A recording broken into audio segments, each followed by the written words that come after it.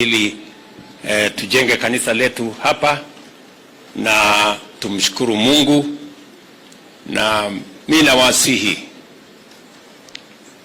nawasihi ya kwamba msitishwe na wale ambao wako kwa mitandao ati wanajaribu kutuambia ya kwamba hatuwezi kujenga kanisa la Mungu.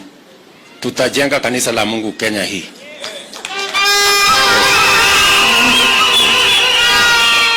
Hatusemi, sijasema wapende wasipende, sijasema hivyo, lakini tutajenga kanisa la Mungu Kenya hii.